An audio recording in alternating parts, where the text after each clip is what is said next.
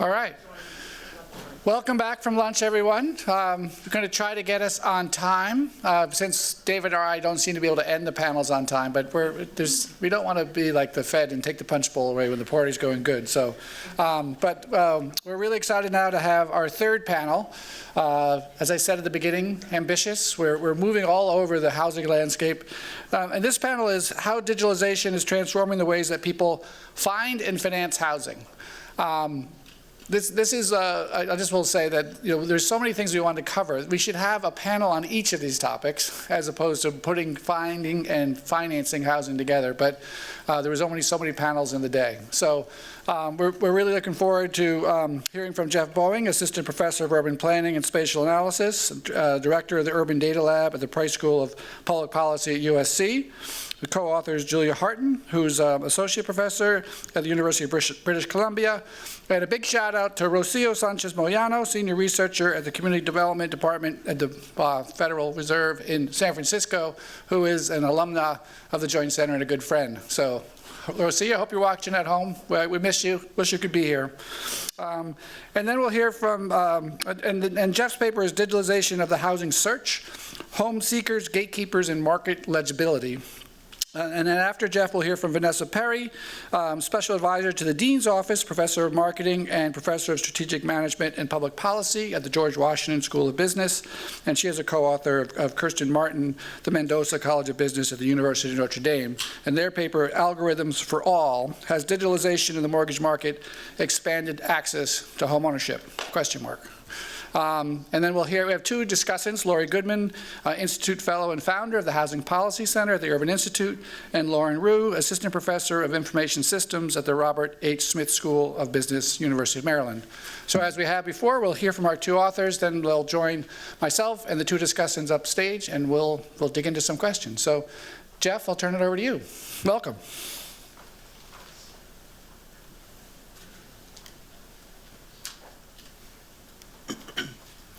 Hi, everyone. It's a pleasure to be here today. So I'm Geoff Boeing, an assistant professor at USC. I'm presenting on behalf of myself and my co-authors, Julia Harton at UBC and Rocío Sánchez-Moyano at the SF Fed. And Rocío, if you are watching at home, you'll be happy to see I put your disclaimer up on our slides. So these are our own opinions as the authors. I'd like to thank Chris and David for inviting me out here. This is my first time back in Boston since I moved to Los Angeles, and I forgot how wonderful the weather is here. It's actually pretty nice today. Yesterday reminded me of why I moved to LA.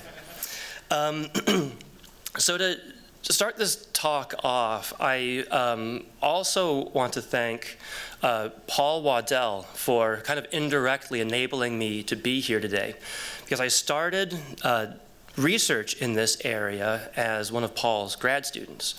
About 8 years ago, I did an RA appointment with him, and at the beginning of the semester, he said, "Geoff, this semester I want you to build a web scraper for Craigslist listings."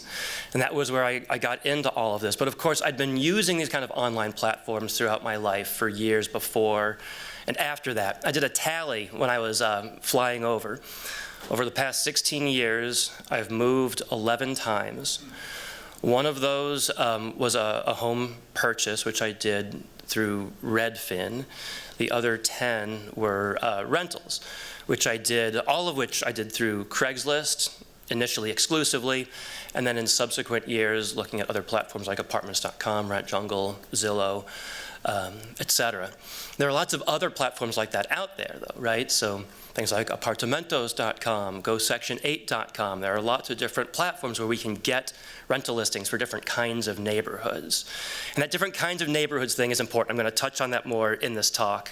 But I guess one point with that, from my own experience with these kind of local norms and neighborhood conditions, was that Craigslist didn't work equally well for me everywhere. And there's a big asterisk on my move to Boston when I discovered for the first time that there is such a thing as rental agents who you have to go through to actually be able to find housing in certain parts of the country.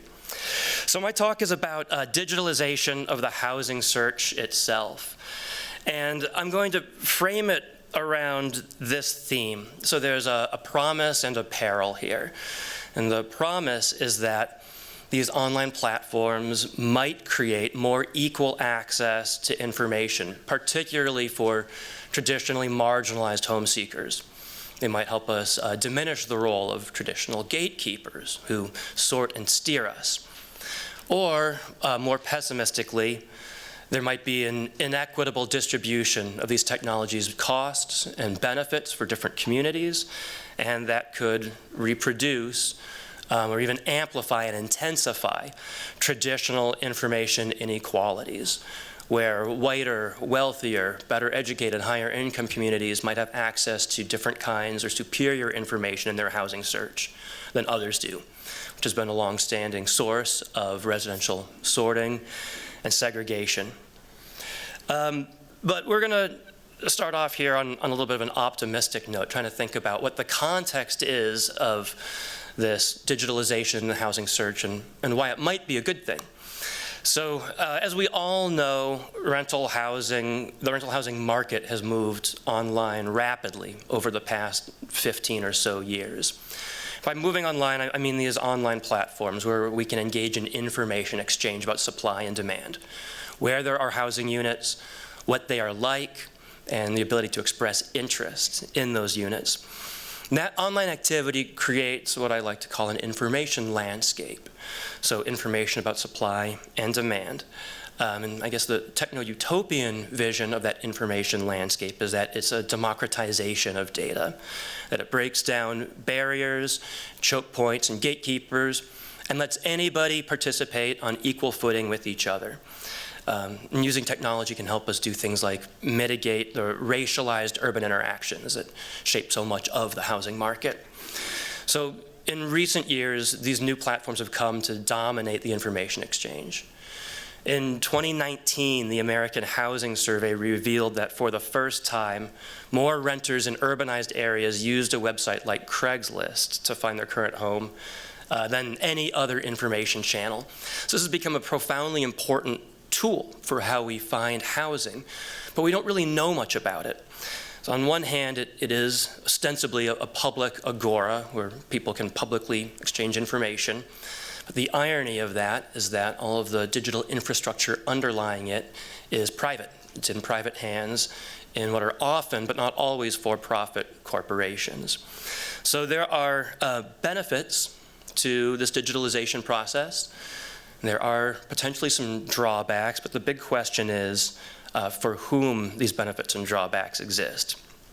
So first, with the benefits. Digitalization can do several specific things to make the housing search easier. First, as either someone listing housing for sale or for rent, or someone seeking housing to buy or to rent, you can target specific niches. So it's a lot easier to do matching in the market if there's more information out there and you can broadcast it more widely. It also allows us as consumers to diversify our information supplies. So no longer do we have to go through a single source who will tell us what the market looks like.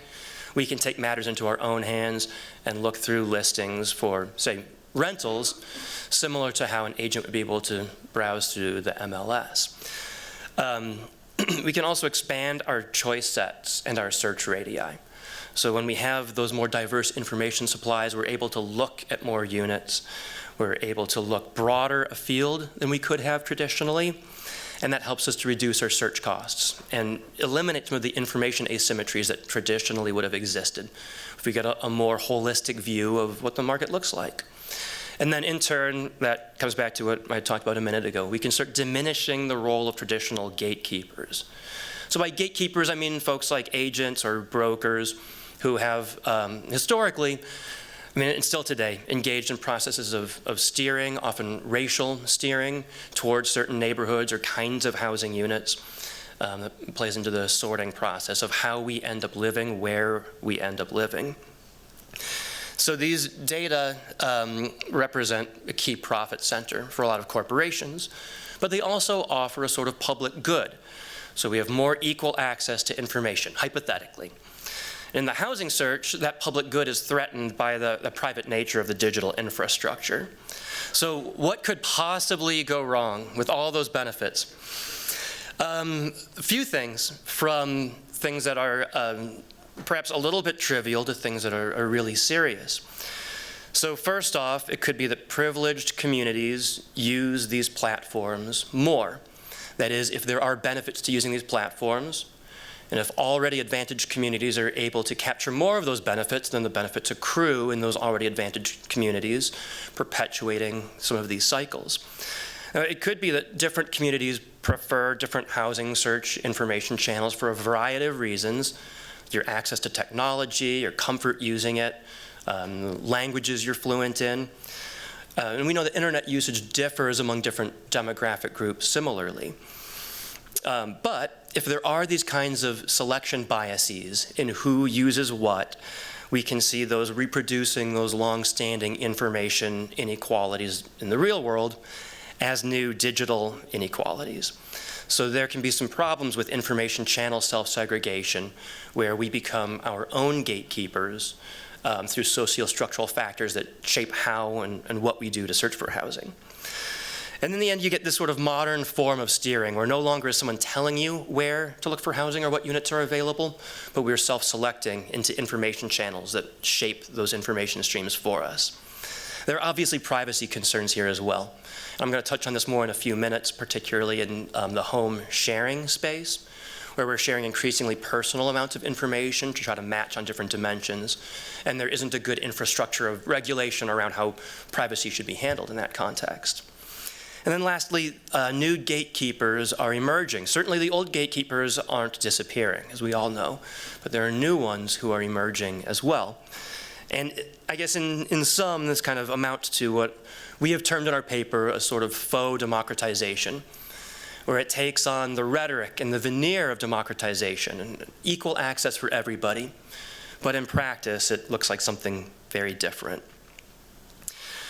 So in our paper, we kind of talk about this research agenda with a few central questions that we see needing more knowledge on moving forward. So what do we know about these platforms' use today? Who benefits from this process of digitalization? Who might be harmed? And then lastly, what can we do as researchers or policymakers or even practitioners to try to balance some of those benefits and harms more equitably?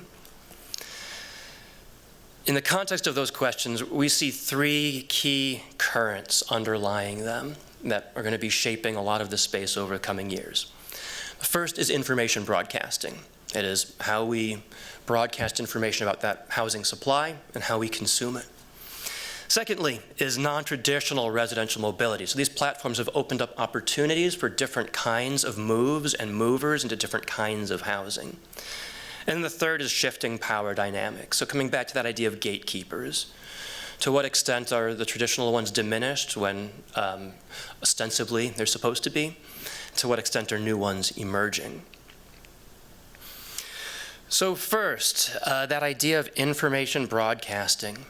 The key question here is, do we all have access to the same information landscape? Or does information quantity and quality reflect our sociodemographics? Is there historical information inequalities that we're seeing being reproduced online? So in the traditional market, we relied heavily on personal relationships, private connections with, say, a broker or knowledge of a neighborhood or our own individual social networks to understand what the landscape of the city looked like, what neighborhoods I should be looking in, what kind of rent is reasonable. I had to be physically proximate to be able to look for housing. In the digital market, it's very different. So here we exchange information in public channels that anyone can see. Now, the idea is that that helps us to escape some of the socio-structural factors that shape our psychogeographies of the housing stock, where we can look, how we should look. But at the same time, it could also help us overcome racial steering and those traditional forms of gatekeeping. In practice, though, we have discovered in the past 3 or 4 years of empirical research that the evidence is a lot more mixed. So we found specifically that housing seekers in whiter, wealthier, better educated, more expensive neighborhoods have a surplus of information online as they're conducting their housing search, while other communities and other kinds of neighborhoods face an information deficit. And that perpetuates historical patterns. It's exactly what we've seen traditionally with agent-based steering and sorting. But we also find that aside from the volume of listings that are out there telling us what's for rent in different neighborhoods, there's also different kinds of information being presented in different kinds of neighborhoods. So listings in places with more Black, Latino, and poorer residents contain less information per listing, and what information they do contain disproportionately focuses on tenant disqualifications. So who need not apply.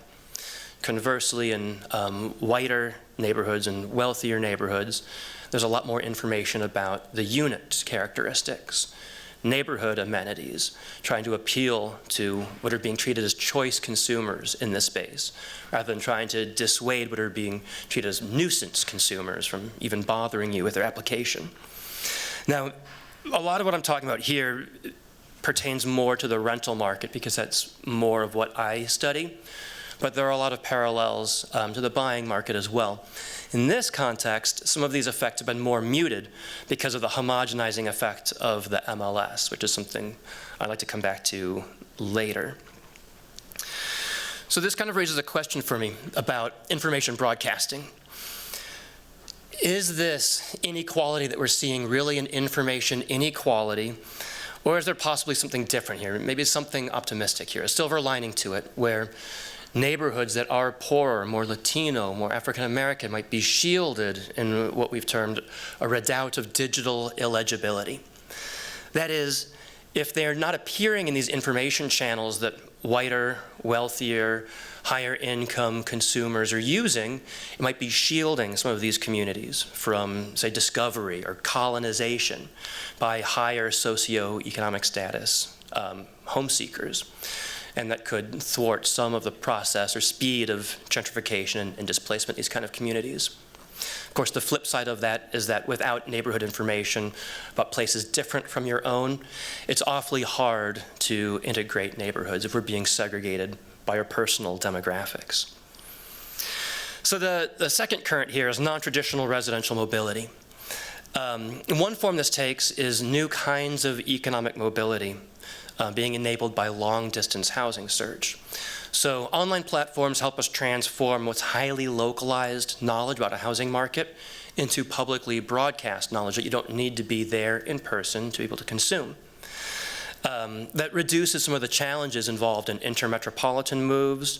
It can help immigration, especially international immigration, to create better access to opportunities, better labor market matching by being able to find the right job in the right city rather than the geographical constraints that often shape our housing searches.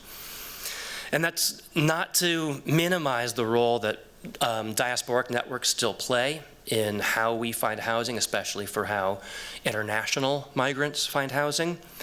But they're often being complemented today by ethnicity, culture, and language-specific platforms that give at least tech-savvy immigrants a new way to find housing in a familiar community. And in this space, I think non-English language platforms are a key research gap that we don't know much about yet. Aside from economic mobility, shared housing is another non-traditional form of residential mobility that's been drastically increasing in recent years, made possible through a series of demographic trends, labor trends, affordability trends that have made sharing a lot more attractive. The trick with shared housing is that it allows us to match not only on unit characteristics, but also on personal characteristics. So you want to find the right house, but you also want to find the right roommates. And as an existing tenant, you want to find the right new roommate. So on one hand, we have increasingly niche offerings that are great for someone who has niche needs. You can have more precise matches, which then in turn increases the appeal of sharing, the pool of potential sharers as well. But you also end up with tenants as gatekeepers. So we talked earlier about potentially new kinds of gatekeepers emerging. And this doesn't require digitalization to be the case, but digitalization fosters sharing and certainly increases tenants' abilities to be gatekeepers for who their new sharing roommates will be. As we share increasingly more personal information to try to secure shared housing, We're forced to perform certain online personas. We're forced to demonstrate desirability in the online space and credibility. And certain kinds of people are able to do this better than others. Certain kinds of people are able to do this for the target community better than others as well.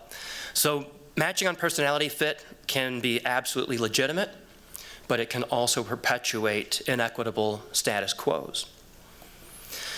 And then the third and final current here is about shifting power dynamics. So the old gatekeepers aren't going away, but they are learning some new techniques. So while these platforms often purport to let us sidestep agents and brokers for peer-to-peer information exchange, we know that we're not really sidestepping those agents and brokers. It's certainly hard to do that in a place like Boston in the rental market, and hard to do that almost everywhere in the home buying market. Some 87+% of buyers still continue to use agents, and we often see race matching between buyers and their agents. So whites are more likely to choose a white agent, blacks are more likely to choose a black agent, and so on. We also see that the for sale by owner share has been relatively static over the years. There are certain incentives to maintain the status quo. And we'll talk a little bit more about those in just a minute to conclude. But these old gatekeepers have also been shifting their strategies to maintain power, right? So we see these new interactive experiences being curated by agents, 3D tours that you can take remotely, new kinds of marketing and staging to stay relevant. And while those old gatekeepers are still there, these new gatekeepers are emerging, including folks like tenants as gatekeepers in shared housing, but also the platforms themselves, using the tools of algorithmic redlining to determine to whom to show what. And then there's I guess kind of a question here that, you know, we've been able to avoid discrimination at one point in the housing search, where we had access to more information, or more democratically being able to access information by searching online. But at the same time, we've created all these new opportunities to be filtered and discriminated against as tenants and buyers elsewhere in that housing search process.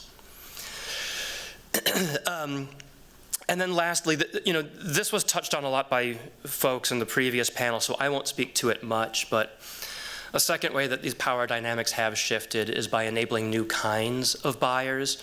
So we heard a little bit about iBuying, which of course happens through these kinds of platforms that make these markets more visible to people who are buying remotely.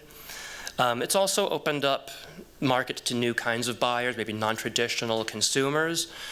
And it's also made different kinds of housing stock available to renters, perhaps in amenity-rich suburbs where it would have been hard to rent a single-family home in the past, if we search for some silver lining. So I guess to kind of conclude this, I want to come back to that theme of faux democratization that I introduced earlier. What we see repeatedly, and we've heard this thread in a number of talks, that real-world power differentials translate into digital power differentials. There's a rhetoric of techno-utopianism around digitalization that will wipe away these old power structures, and you take control of your own destiny. But we simply know that that's not the case. Markets are highly segmented, they're hyper-local, they're entrenched in customs like what does a cover letter look like, what does a standard offer look like, who's responsible for which fees, where you need to be able to play the game and you need some inside knowledge to know how to play that game. These information asymmetries and self-segregation also create all kinds of new problems. And self-segregation is a particularly hard one to fix because these kind of aggregate behaviors are both pernicious and hard to regulate. People can use coded language, proxies to try to discover information about protected classes or signal who is or isn't welcome to apply for that home. And then lastly, technology helps us shift discrimination setting rather than help us eliminate discrimination.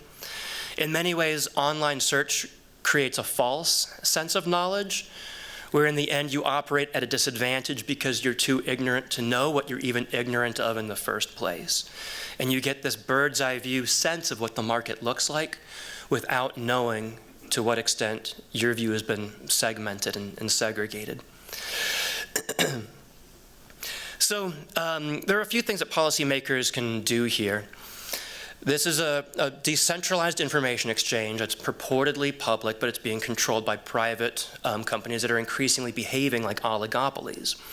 Policymakers have an opportunity here to engage in antitrust, to help maintain competition, or even to try to make these platforms public, where we would have a public resource to share public knowledge for the public good. Policymakers can also use these platforms to try to monitor conditions on the ground much more quickly than we can from census data, which at, say, the neighborhood level, like the tract level, will be on these rolling 5-year averages with collection and then publication lags.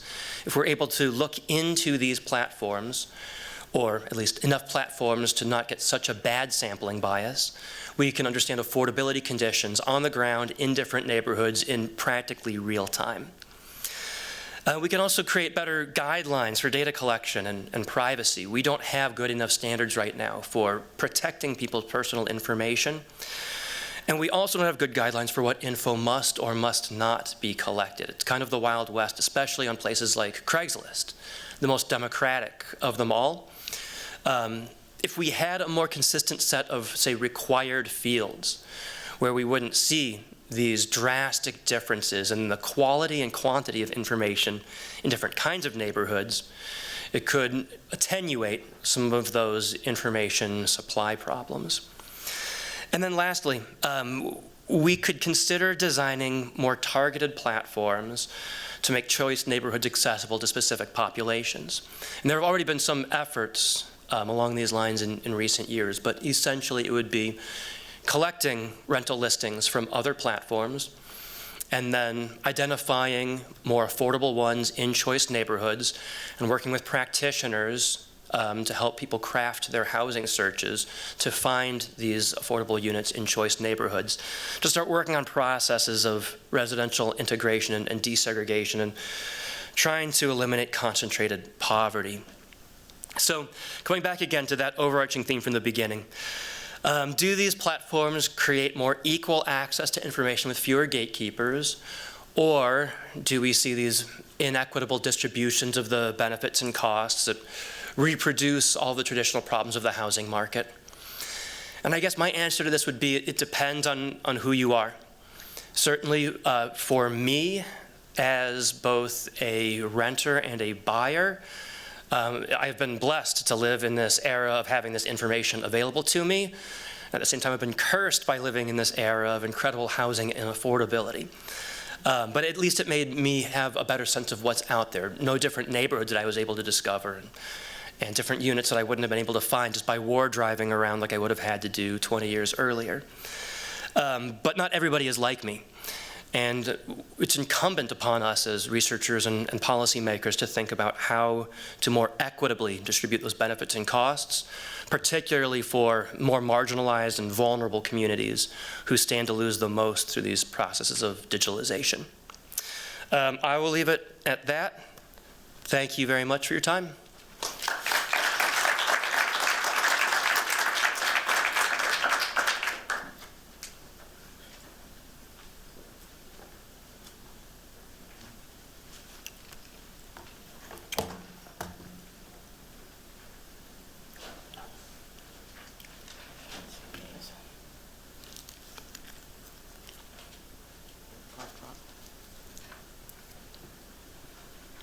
All right, good afternoon. I'm absolutely, just utterly delighted to be here, to be able to share this work, a co-authored paper with my former colleague and good friend, Kirsten Martin, who is a business ethicist. The topic of this paper is, has digitalization in the mortgage market expanded access to homeownership for historically underrepresented households? A minute, which one of these is this one? This one. Okay, great. There we go. Thank you. Thank you. So the question is, how has the mortgage industry digitalization processes affected access to credit for historically underrepresented households? So First, I will share with you that I have always been a bit skeptical of technology. I am a big sci-fi buff, so I grew up watching Star Trek. Actually, I've watched Star Trek in all of its various iterations. And so that was the great promise of technology and the future of humanity and various other species as well. But I saw this movie, Demon Seed, which was both sci-fi and horror. And when I say horror, it is a horrible movie. I mean, it is really bad. Not scary, just poor quality. And I don't know if anyone in here has seen this movie, but in the movie, basically a smart home that was programmed to learn how to overcome its deficiencies, expelled its developer from his house, fell in love with his wife, kidnapped her, and decided that he wanted to have his own baby. I told you it was a bad movie. And as preposterous as it was, what I took away from that and still think about as I think about technology and digitalization is that, you know, we still got to kind of watch and make sure we know what these machines are doing. So we've talked about many examples of how digital transformation has affected mortgage lending, and it's affected mortgage lending in sort of every kind of phase of the value chain, from consumers' adoption of digital technologies and sort of their banking activities, to digital marketing and outreach, information provided by lenders to consumers and other parties as well, to consumers, to the big data that is being harvested by credit scoring companies to sort of expand access to credit scores, to unscorable and credit invisible folks, to artificial intelligence and machine learning and algorithms used for property valuation and algorithms used for mortgage underwriting. And the question is, have these increased access to homeownership for minorities? Well, we know that that's probably not the case. One, because it is unclear to me that these digital tools and technologies were actually designed to do that. Some of them were, but some of them maybe not so much. And what has happened in a sort of back end, and I'll come back to that. So what we set out to do in this paper is to talk about what that question means and how we should evaluate the impact of digital technologies. What does that actually mean? So we borrowed a 5-factor framework from another paper written by myself and a colleague, I only work with former colleagues, you might notice, and friends, Ann Schneer. And we developed this framework to evaluate the inclusion of different variables that are being under consideration for inclusion in credit scores. And we thought, this model, if you will, could be extended to other kinds of digital technologies and adaptations. So the 5 factors create this, what I think is a very cool acronym, SCALE. It includes the extent to which the technology or tool aligns with social and societal priorities. Does the tool have contextual integrity? That is it relevant? Is it accurate? Is it legal? And does it expand opportunity, particularly to those that have been traditionally underrepresented? So in terms of societal values, what we mean by that is that tools should be considered from the perspective of similar decisions within the larger context, and particularly the historical context. And so these tools should align with sort of the prevailing priorities of the society, of our legal and ethical paradigms. Right now, at this moment, there's been a great deal of emphasis on equity and racial justice.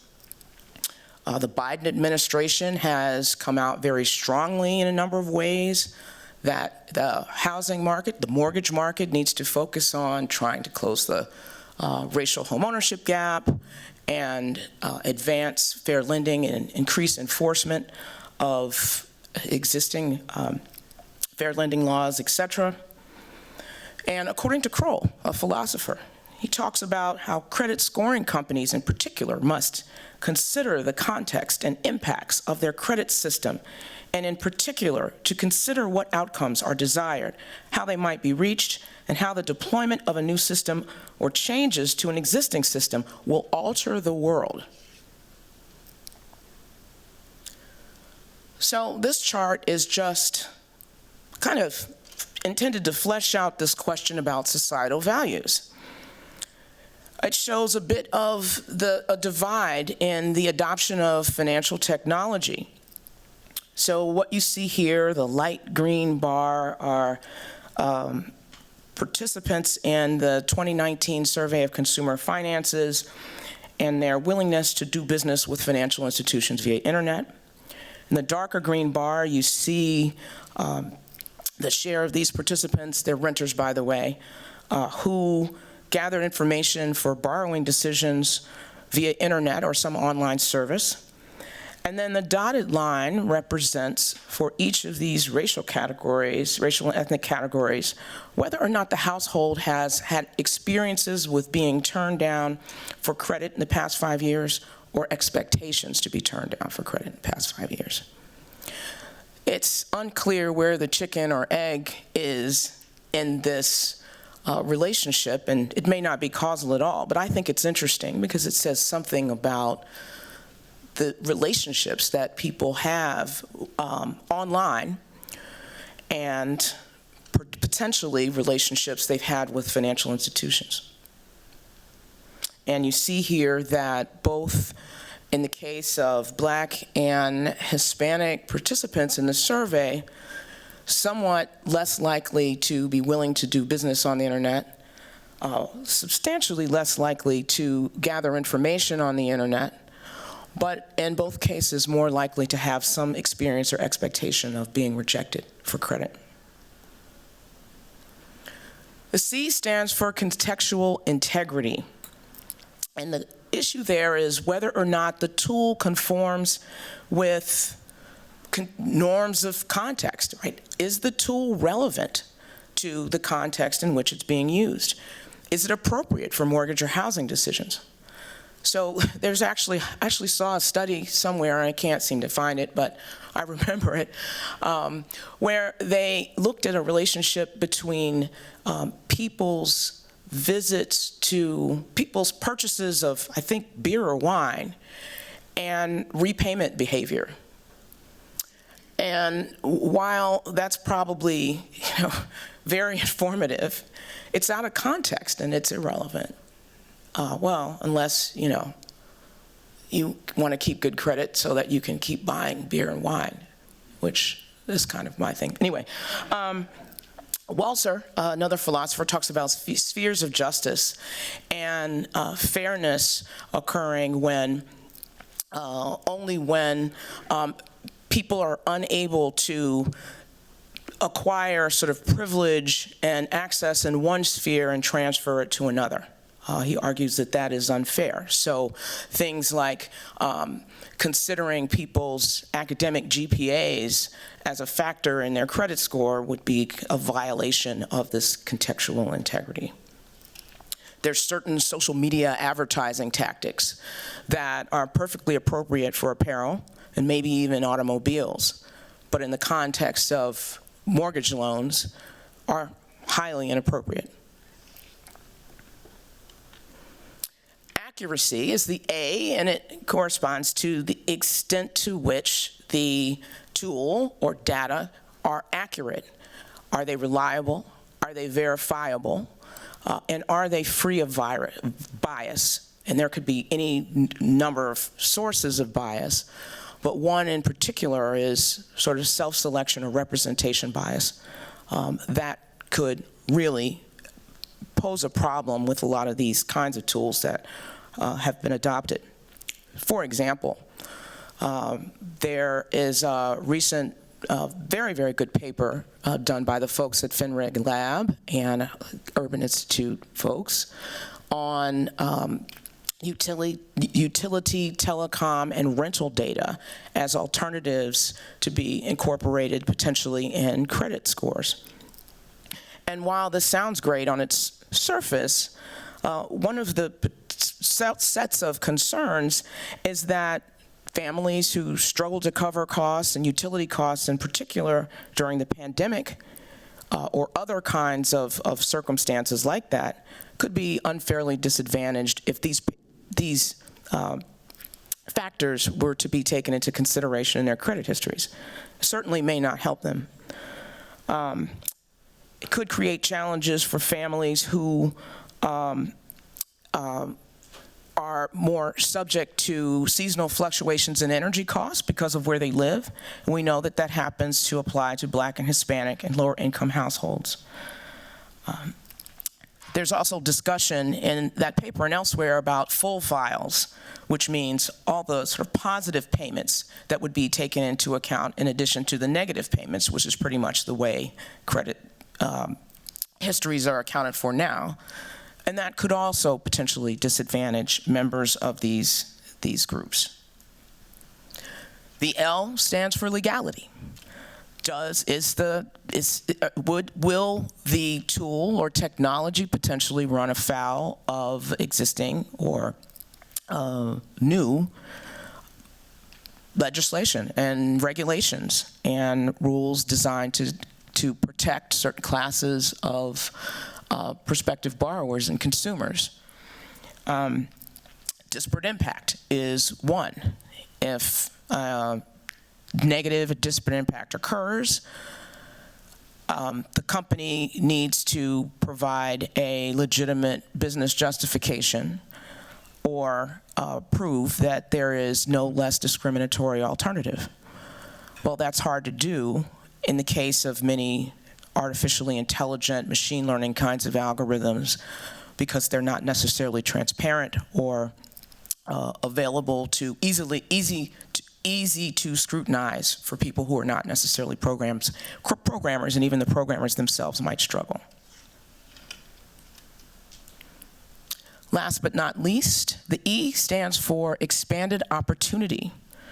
So although the tool might provide cost efficiencies or other efficiencies, they might be great for assessing risk, the tool should produce substantive improvements in access to credit.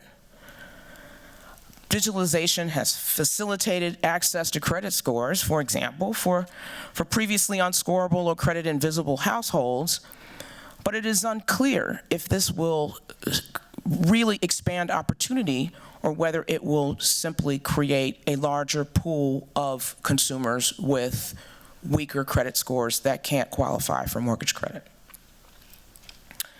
On the positive side, there are new tools that could be implemented to advance sort of fair machine learning, which is what's used to describe algorithms that can identify past biases and correct for unjust biases. There's this notion of algorithmic reparations that has been proposed by Davis and colleagues in which machine learning techniques are designed to really eliminate the effects of past discrimination or historical disadvantage. So the way that this framework could be used is for new digital tools and existing digital tools and techniques to be kind of laid out in a kind of matrix which looks at all 5 of these factors and then attempts to correct or adjust for them. There are a bunch of other examples in the paper. And I will note that this is not the only framework that's out there. In fact, the NIST just released a draft of a proposed framework. And in their proposal, they actually included this chart which compares their framework with a number of other frameworks that are circulating. We like to think ours is better because, one, it's ours, but actually there's a lot of similarities. I think that what you might notice about our framework is that it really does incorporate this requirement that opportunity be expanded. And so it's intended to be sort of more proactive and forward-looking as opposed to reactive to sort of existing tools and algorithms. So there are a number of policy recommendations that you could probably imagine would align with every element of this framework in many of these examples, but I'll just highlight a couple. One is there are some issues with HUD's disparate impact rule. This rule requires that a robust causal link between the challenged policy or practice and the adverse effect on members of a protected class. And this is required in order to be able to prove a violation of this particular rule. Well, that's a really difficult thing to do if you understand how algorithms get developed and how they evolve over time and how they get tweaked. This could really pose a challenge. So one thing that policymakers could do is think about how maybe to flesh out this requirement about what needs to be proven in order for disparate impact case to proceed. Another sort of key policy implication has to do with this act, this Wyden-Booker proposed Algorithmic Accountability Act that is being kicked around in Congress now. And according to this proposed legislation, the FTC would be directed to require impact assessments of automated decision systems and augmented critical decision processes in those areas that they regulate, which include the mortgage market. The question there is, what would be included in these impact assessments? And at what stage in the evolution of a model would the impact assessment need to occur? And how often would they have to be revisited? And what about different versions? And who is going to train the FTC staff or whoever? I know how this goes. I'm from Washington. It's going to be some consultants, probably several of them in this room. But, you know, this is extremely complicated. Is there another way to reduce the regulatory burden? And then, you know, in terms of transparency, interpretability, and post hoc explainability, you know, all of these things would have to be taken into consideration to really be able to evaluate or assess impact. The last thing I'll mention in terms of a policy recommendation, and I'm glad that one of my former co-authors is not here because she actually scratched this whole section out of a paper that I had written about unintended consequences of race-neutral modeling. She's an attorney. It makes her very nervous to think about the idea of actually incorporating race as a factor in algorithmic models. And I understand that. It's sort of flies in the face of everything that we've all sort of been trained to do in the policy arena. But we have to think about the consequences of that, because if you don't actually account for the effects of race and this endogenous variable that is so closely linked to so many other factors that we would include in these models, then we may actually underestimate or fail to account for the real impact of racial differences and disparities and historical discrimination that may find themselves in these models. So, you know, I hope, you know, no one, you know, runs me, I get invited back for proposing that, but it's something that we need to think about. At this point, when you do things like disparate impact testing, they occur at the back end once the models have already been developed. And by then, it's probably too late. So, remaining questions. What are the appropriate goals for adopting new digitized tools, particularly those used to inform lending and other related decisions? Is it replicating human decisions? It's got to be improving upon human decisions. Just have to do a better job at evaluating risk.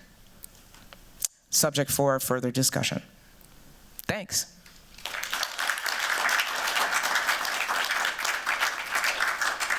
All right, we're going to have a slight deviation from our pattern. Laurie's going to go next. She actually has slides, so Laurie's going to come up and speak from the podium, and then I think we'll go. Laurie, and you don't have slides. So after Laurie does, we'll come up to the table. But Laurie, come on up. Thank you. How do I...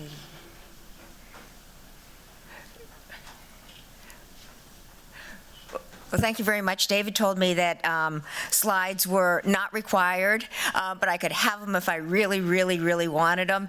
And since I've never done a presentation without slides, here you go. There are two papers on this session, both excellent. The first addresses the housing search process, and the second primarily addresses issues with mortgage access. Both papers have the same basic premise, that digitalization has the potential to reduce costs and democratize the process, but both papers agree that this potential has not been achieved, and both papers are particularly critical of marketing algorithms. The Perry-Martin paper suggests that there is a place for algorithms that do very well on their scale. That is, it was a little bit more optimistic on the role of digitalization, although Vanessa's presentation was slightly more negative, I thought, than the paper. I'm going to actually skip the next three slides because both sets of presenters did such an excellent job, and summarizing what they said doesn't make any sense. With that, I'm going to move on first to my observations, and then second to the public policy implications as I see them. So the first observation is that digitalization is here to stay, and whining about it does absolutely no good. We need to figure out a public policy framework that captures our societal goals, to Vanessa's point, while recognizing the trade-offs we're making. Digitalization won't create equality, and in some cases, it may even widen the gap. We have a set of trade-offs. For example, do we want more people to be homeowners, even if that requires tolerating a wider racial homeownership gap? I do want to mention that digitalization may be slower to come to the mortgage market than to many other spheres, just because of the fragmentation of the process.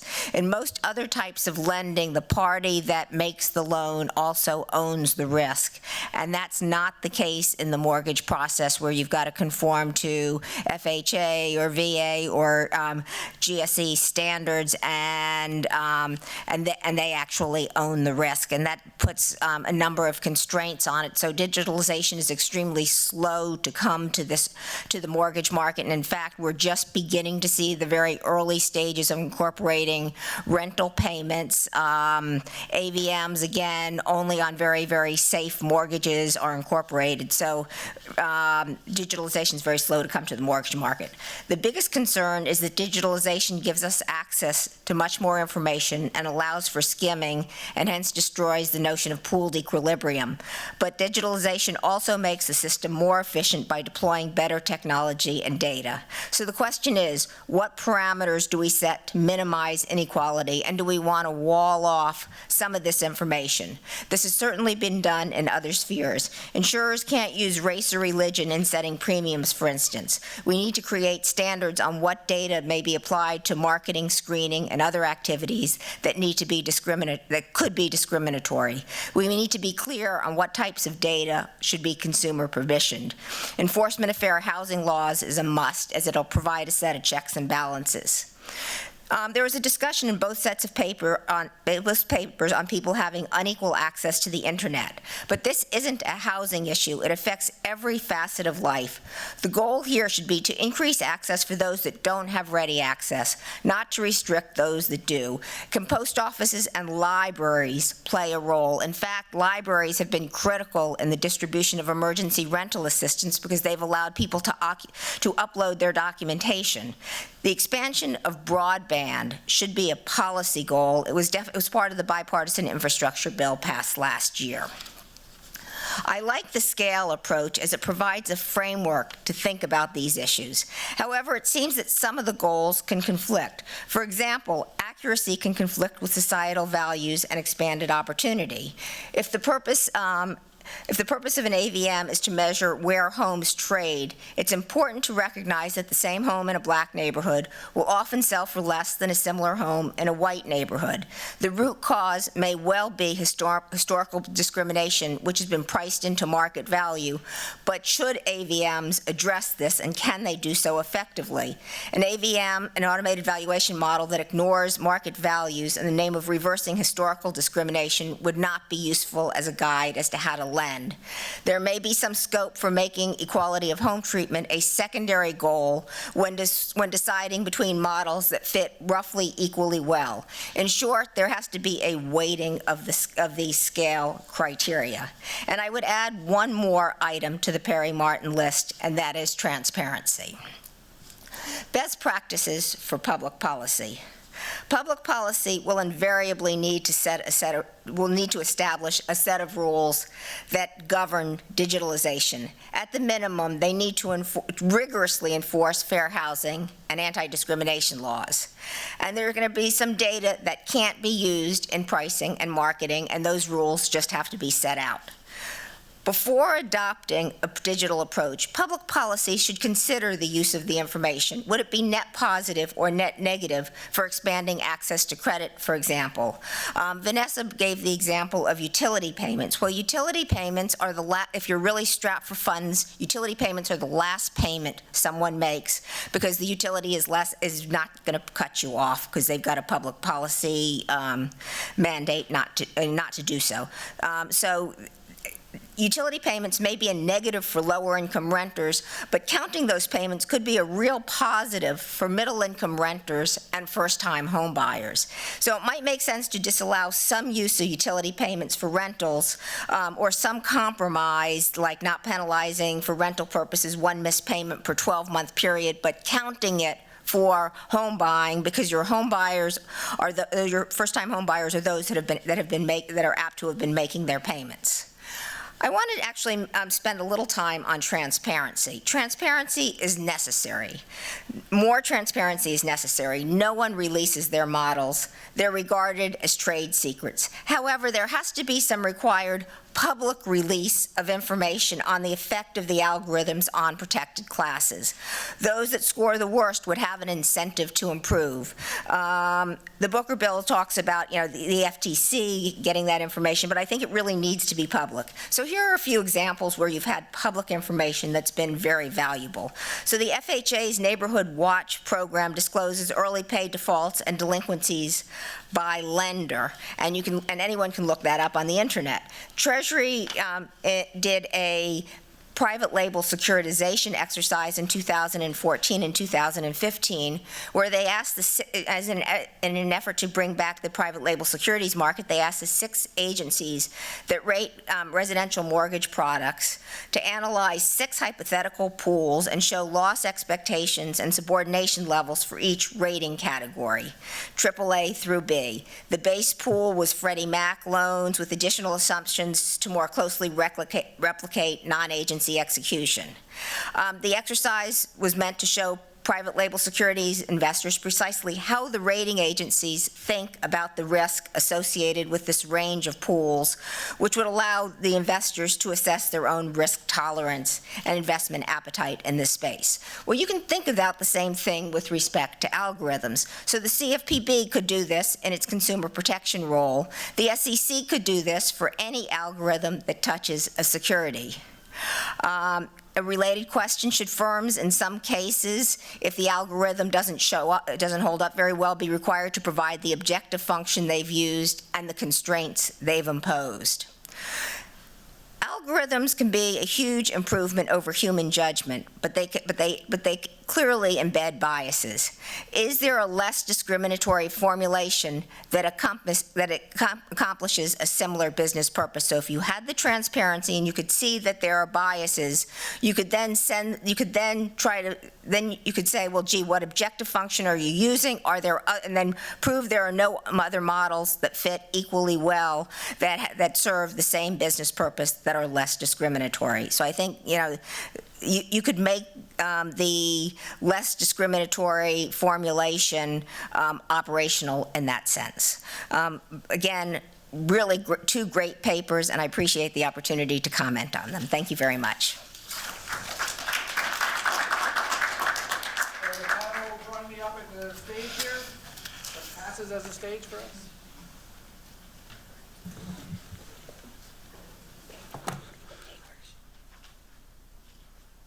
And we will start by hearing from Lauren, who will also give her reactions to the two papers. So Lauren, when you're ready, the stage is yours.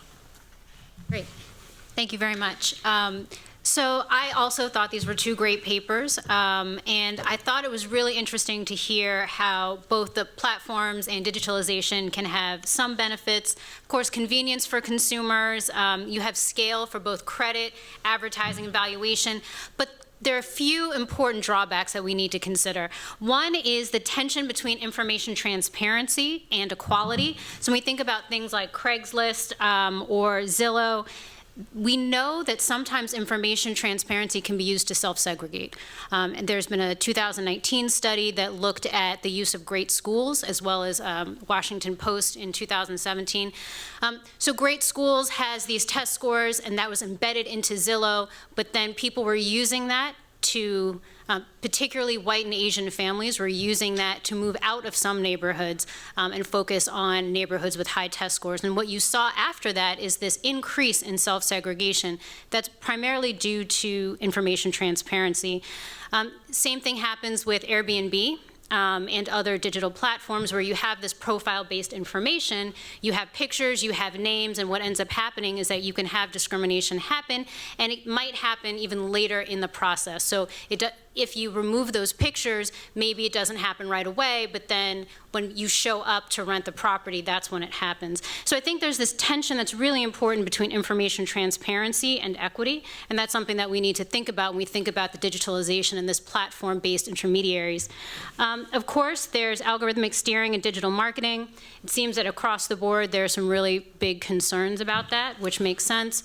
When you have this personalization and able to choose who sees what, you can naturally have questions about who is being excluded or who's being included. Of course, I think it was really interesting how fintech can highlight the promise, right? We have digital lenders who, because they don't have certain types of information, are going to be more equitable in who they lend to. And that's great, but one of the big challenges is adoption, of course, right? And that ends up being more of an interdisciplinary question. How do you get people, how do you let them know that these types of things are out here and get them to adopt these technologies? And then the last couple of ones is about AI ML. We know that AI is really good at replicating human decisions, not necessarily as great with trying to augment or supplement some of our historical biases. So when it comes to the question of how do we use fair AI, there's multiple different places. You could try to increase your fairness in the pre-processing, so what data you collect, how you collect that data, removing protected attributes. You can also do it in processing, so changing constraints. You have your fairness constraints that are based off of whatever your objectives are. And then in the post-processing as well, right? You would set different criteria based off of whatever fair is. But at the end of the day, you need to define fair. And so in this case, it seems as though we have this tool that's in need of a goal, right? So we need to figure out what does it mean to be fair and to increase equity in this particular space. And so considering that that's where I'd like to end kind of my feedback, is that when I read both of these papers, I kept thinking about how important some of these details and definitions are. What does it mean to increase or expand opportunity? Is it helping neighborhoods? And in that case, right, are we thinking about increasing the value in traditionally marginalized neighborhoods? Are we thinking about retaining the same characteristics? as Laurie pointed out, there is this tension between accuracy and fairness, right? Because if you're looking for what these houses have traditionally sold for, it's going to be lower. At the same time, if you're trying to use these tools as a way of having algorithmic reparations, then you're going to have an inherently less accurate model, right? Where is that trade-off? And when you say a model fits equally well, what does that mean for something to fit equally well? And then also reducing bias against individual homeowners. Now, that's another way to define increasing equality of opportunity. And in that case, it would be something like having individual level parity, right? So counterfactual fairness, in which you say this house, no matter what the person who owns it looks like, it's going to go for X amount. And so that's another way of thinking about expanding opportunity. And for that, we can really see how digitalization can help as well, right? Remote appraisals have been one way of increasing that, because you're able to take some of the information out in what's previously been a high-touch process, maybe make it less high-touch, remove some of the information, and then you get an increase in fairness. So again, I think this is really, really interesting work in a very important area, and these papers do a great job at providing this overview of all of the various issues that are involved. And thank you for giving me the opportunity to present. Great, Lauren. Terrific. So what I like to do is give the authors a chance to respond rather than have me filter it, since you just heard what Geoff and Vanessa, what they had to say. Anything, and you can pass if you like, but Geoff, is anything from what Laurie or Lauren said that you'd like to respond to? No, I mean, I think those are great points. You know, and to the comment about more data gives us more opportunities to discriminate. I think that's kind of a central problem in this space right now, where the more information that we make available for these decision-making processes, the more opportunities and stages there are where we can succumb to all the evils of human behavior. Rather than undoing them, it often makes our worst tendencies more efficient and effective rather than better. So the tension between information and equality is very real, and I think central to this problem. I got a lot from both of those sets of comments, so thank you very much. To Laurie's, there's a lot to work through there, particularly in terms of the policy recommendation, so thank you for that. That's going to help us flesh out that section of the paper a great deal. In terms of adding transparency, well, that's important. I'm just trying to figure out how to do that. It's going to mess up our word. Cool, yeah. Our cool acronym, yeah, scale it. Oh, but I can work with that. Yeah, thank you. Thank you. Yeah, well, yeah, we can work with that, scale it.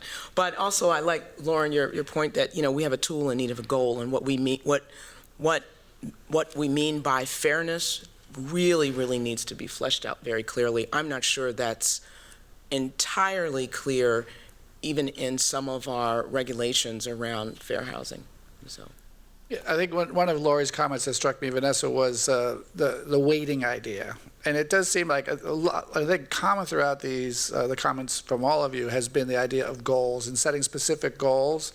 And I think your E, equitable outcomes, seems like it deserves higher weighting. What do you think about that? Is there ways in which there are some hierarchy? You might need to come up with a word that's kind of starts with an E. I don't know. I'm going to make this complicated. So I love the weighting idea, but it would be a miracle if people would even think about the elements of the framework, period. Mm-hmm. So to get them to actually weight them, I don't know that would fly, but we could certainly speak to something like that, because really that's the whole point, yeah. Right? Actually, the S and the E in the framework are really the big deals. Everything else we already kind of do. We kind of think about, we don't necessarily think about it in the context of impact on these underrepresented groups all the time, but the other factors we do kind of think about. And so I think those two definitely expanded opportunity, that's the main goal. I'm not sure that's been the main goal of any of the digitalization processes that I'm familiar with in the mortgage market. It certainly was not necessarily the priority, with the exception being some of the work that's been done about trying to expand credit scoring. And that was intended to try to have more people have credit scores. The devil is in the details, as just been pointed out. There are questions about all of these factors. I mean, things like using GPS location, and I mentioned the GPA question, consumer purchases, I mentioned that, there's nothing wrong with people going to the liquor store. All of these as soon as we said alternative factors, everybody was jumping for joy. But then when we started to think about what that actually might mean in terms of privacy, in terms of other kinds of concerns, now it's not quite as exciting as we thought it was. Again, I'm kind of hung up on this notion of establishing goals, and hung up on it in the sense that I feel like in the mortgage market, there's a real opportunity to actually build on that, in the sense that we have a market that's heavily regulated, right? And you have FHFA overseeing the GSEs, you've got FHA, VA, a big part of the market, fair lending law, that really pushes on the outcomes of these models. Is there an opportunity to really build into our regulatory framework a goal to say that we should be these models ought to demonstrate an expansion of credit? And does that make sense, that question? Yeah, no, absolutely we should. And I just want to point out that the mortgage business is behind every other business out there. Mortgage models are the only models in the entire world that still use FICO 4, built in the late 90s. And that reflects the fact that, again, the parties that are making the mortgage aren't the parties that have the risk on the mortgage. So, I mean, the FHFA is, currently looking at how to expand that, and should they permit Vantage, definitely using a later model of FICO, exactly how you want to do that. But yes, I mean, equity should definitely be part of the goals here. And for those of you who don't speak FICO, so the credit scoring models that are embedded in the mortgage underwriting process, even though we're talking about all these advances in technology and the way of doing things, it's locked into a technology from years ago. I don't know if Vanessa, if you have anything to add to that, what Laurie just said, but. No, but yeah, it is. I mean, and one of the sort of larger, more significant competitors of the FICO score has been the Vantage score. And that in and of itself, just the presence of Vantage, or their attempted presence in the market, has been the source of, I can't tell you how much controversy. It is just unbelievable how much effort has gone into discussions about what would happen if we were to add an additional type of credit score to the mortgage market, or make it an option. Well, Laurie, I was struck by your comment about digitalization is here to stay. Stop whining, and I think there is that danger to say that what's wrong with this world, and how woe is me in some sense. But I don't know that people who are just whining. I may fall into that camp myself, but kind of building off that a little bit, Geoff, and I was looking at the way in which you were describing the current market, the way it doesn't work, and all the failings of the current market, the perils. Is it still possible it's better than the old market? I mean, that it was always true, right, that communities of color had a lack of information about how they were less transparent, that even though they may have less information about them than white privileged markets do, there still may be a better situation than it was. So what's the standard here for comparing whether things are getting better or not? Yeah, no, I mean, it's certainly possible that it's better than the old alternative was. It could still be better yet. Largely, my critique of how it operates right now pushes back against these ideas of techno-utopianism, that these kinds of problems are problems that need a technological solution, that if we had the right technology, that we would finally be able to make our cities or our housing markets work properly. And for me, the problem with that is that these are deeper, more fundamental problems with human nature. These are political problems and sociological problems. And when we act like there's a technological solution to it, we're absolving ourselves a lot of the time, and we're saying we're not held responsible because there's a solution just over the horizon, and it prevents us from looking more deeply at ourselves. You know, if you go to a planning meeting and people are talking about traffic congestion or unaffordability, there are always these ideas of, well, if we just regulated this a little bit differently, or if we just, you know, had tolls on the freeway, or if we just did this with parking, if we did that with housing, instead of thinking more deeply about how we're segregating our cities and how there isn't just one easy fix to it. Technologies like online platforms are one more tool that give us this nice, rosy, easy way out instead of dealing with some more deeply unsettling issues. You know, and you and I were talking over lunch how I feel in this, for me, this theme of optimism versus skepticism is an important kind of, metric. And so the last panel left me like heavily skewed towards the skepticism side. And this one, I think I'm kind of split, because I feel like in the mortgage market, there's more potential. And I think there's more potential, I think, because what I was just suggesting about the kind of regulatory framework and the number of players. And in the housing, but Laurie's going to jump in, so I'll finish my point, but then you can jump in. And the housing search side, I feel like it is so dispersed and so separate and so hard to enforce what happens that there's less chance for the public policy to make inroads. But Laurie, you clearly want to say. No, I was actually going to just support your point. I mean, I think there is tremendous potential in the mortgage market, and the fact that it is fragmented and you have these giant government players, actually is, you know, you could actually be the standard for how digitalization could be good. I mean, you know, sort of the incorporation of bank data, for instance. Fannie just recently started incorporating rental payments, where if you have a borrower who doesn't get accepted for a mortgage, but they're really close and a year of rental payments would have made a difference, they'll go back to the lender and say, hey, see if your borrower will permission a year of bank data. I mean, that is great.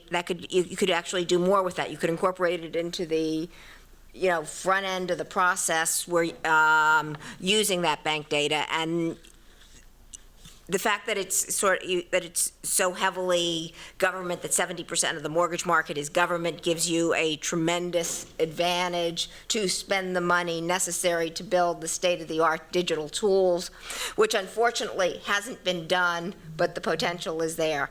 You know, AVM models is another one. You could, you know, there's no one who has more information about the housing market than Fannie and Freddie. Yeah.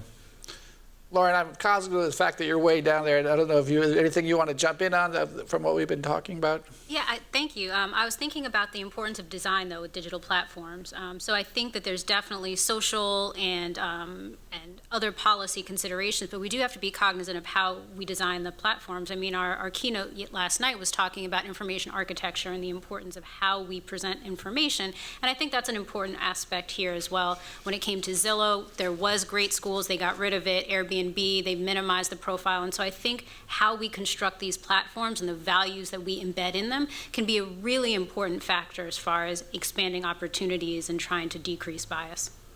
Terrific. So, and David, we are going to 3:45, correct? So I want to open it up to folks in the audience. Let me go up here. Robert?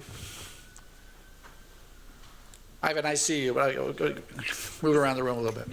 Yeah, great papers, and thank you so much. Just one is I want to mention a topic and ask you to elaborate if you know more about it, and then the other pose a question. The topic is the use of tenant screening databases, so which collect eviction records, and then when people apply to like a multifamily property, then they, and so as far as I know, it's the Wild West, and unlike in the credit realm, there's no right to review your records, there's no formalized process to correct things and whatnot. So, and that, it seems, credit, it's racial dynamics, but like if eviction case filings, if it's based on prejudice property managers or structural racism affecting groups disproportionately, like I'm very concerned with what's in those, and it seems like it's an area that we need to be concerned about. And then the other question to everybody is, back in grad school, I learned the 3 C's of lending is credit, collateral, and character. And like the discussion today is obviously where we are today. I just applied for mortgages. It's just credit, credit, credit. They're like, put in everything,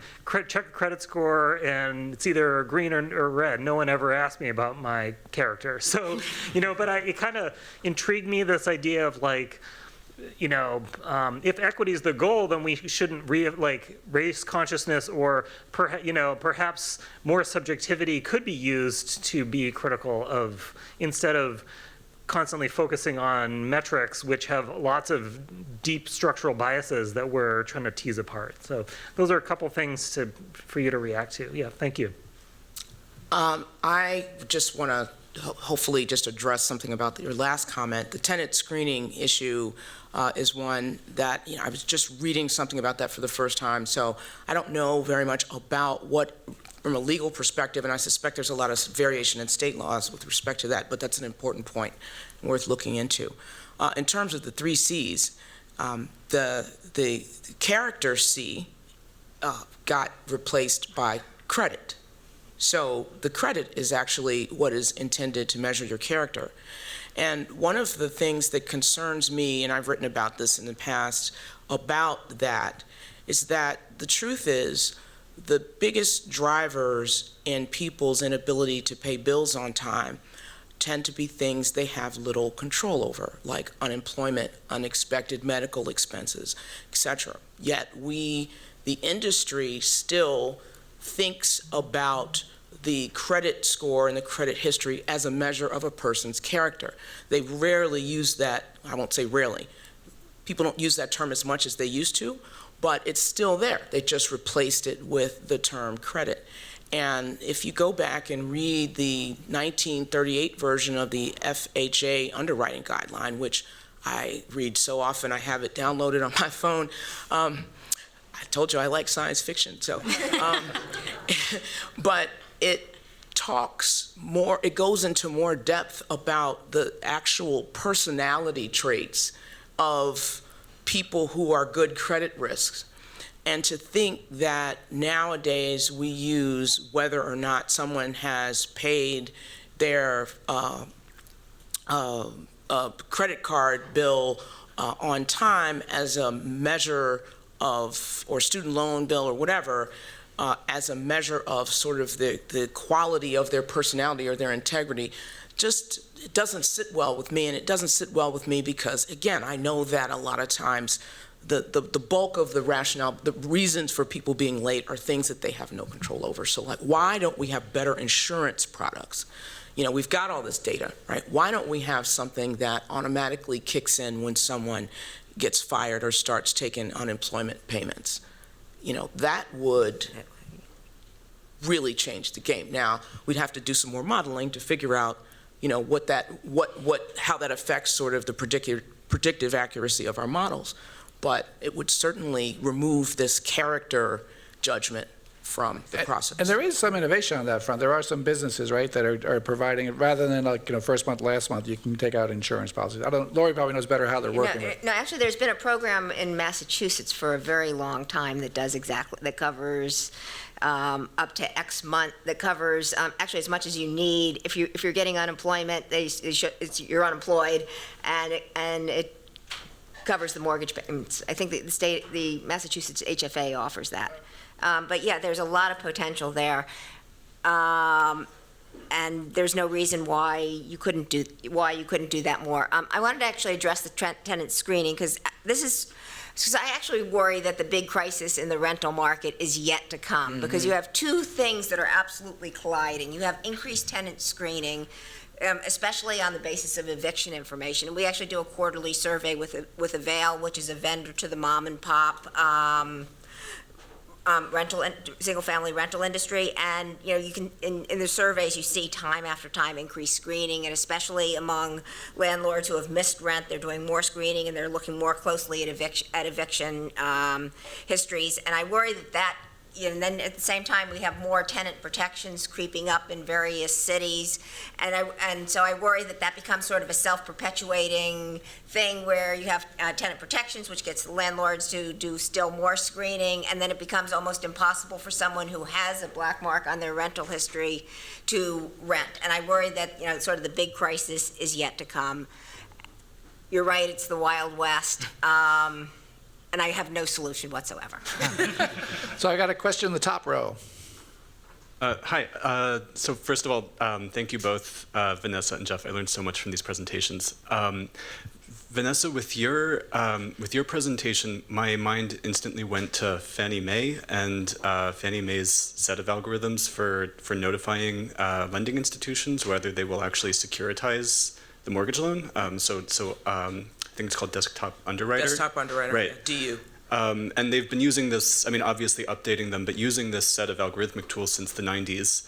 And these aren't, the code and documentation isn't publicly available, so it's impossible for the public to understand the criteria that they use. But when I've talked to Fannie Mae economists, they've always said, you know, the purpose of this set of algorithms, or the two purposes, are first to reduce financial risk, to sort of reduce the risk of something like 2008, and also we care about equity.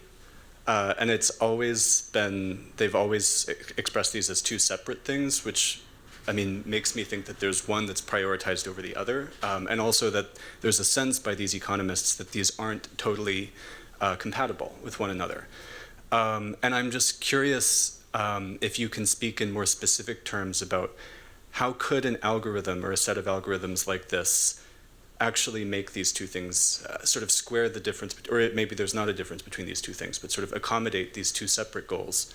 And is Fannie Mae necessarily the right institution to be doing this, or do we need maybe a more active role for other government institutions in this process? Wow. So way back when I was at Freddie Mac working on the sort of predecessors of Loan Prospector, which is the equivalent of Desktop Underwriter, I like way back in the 90s, so long ago, I can say, I think, well, they can't fire me, I don't work there anymore, so here we go.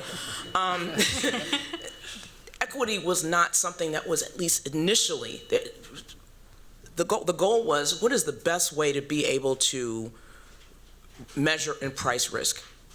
You know, let's do what we can to, and I don't mean that in a really bad way. That was, now it turns out, in those early days, the proportion of loans that went to, say, Black and Hispanic borrowers was probably 3 times what it is now.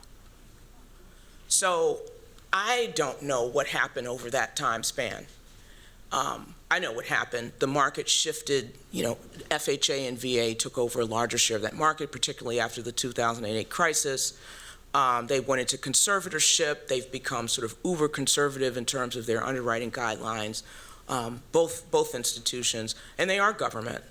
I think that is where this sort of call needs to begin. It has to, because they do control, as Laurie has pointed out, so much of the market.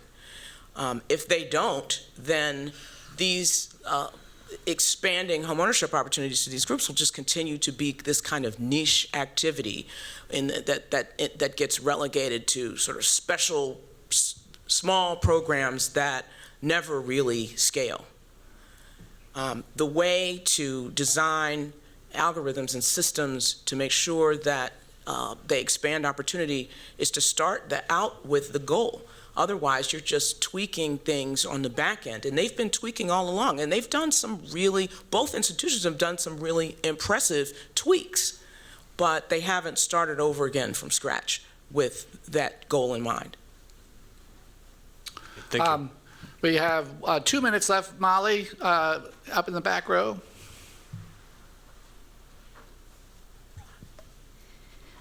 I've got a question about the difference between transparency and the pitfalls of transparency. So Mike Anany and Kate Crawford and Jenna Burrell have all written about questions of opacity versus transparency.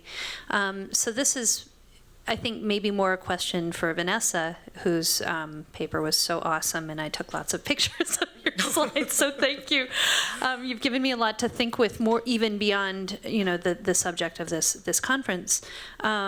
How can we be transparent enough without having transparency occlude or make a false binary or be harmful? Sometimes being too transparent can cause problems too. Give me an example. If I want to snow you with data in the interest of transparency, I have been transparent. If I want to snow you with legalese, Yes. yeah. Or Laurie's example of being transparent about eviction history. Yeah. That gets Yeah. used against you. Yep. Fair enough. So, and I am new to sort of reading about sort of the ethics of AI. You are not, and my co-author is not. But one of the things that I have been reading is about you don't just need transparency. You need to challenge inscrutability. You need to think about explainability. You need to think about all these other sort of aspects of transparency is kind of this catch-all. But if you just dump a bunch of data on someone, then that's not really being transparent, right? Yep. One of the things that they've mentioned, it's been a couple of years, and I just had to go through notes to pull up those various papers, but the idea of designing for interpretability is sort of visualization, visibility. Thanks. Thank you. Well, unfortunately, we're out of time, and we only, sorry, I'm sorry. No, I was just going to have real quick follow-up. Please do, sorry. In the title of my paper, I use the word legibility, and that's a word that I prefer to use a lot of the time over transparency for this, and it kind of borrows from James Scott. So it's not just being able to see things, but it's also some locus of control over the situation, and I'm interested in how these tools are able to create legibility more so than transparency. Thanks, Chris. Okay, thank you, Geoff. No, I didn't mean to cut you off. I didn't have vision, but I got an assist from the audience. We only have a 15-minute break, so we're going to come back at 4. I guess one last thought I'll leave us with, which is Vanessa's point at the end about race neutrality and the potential or the importance of being race conscious.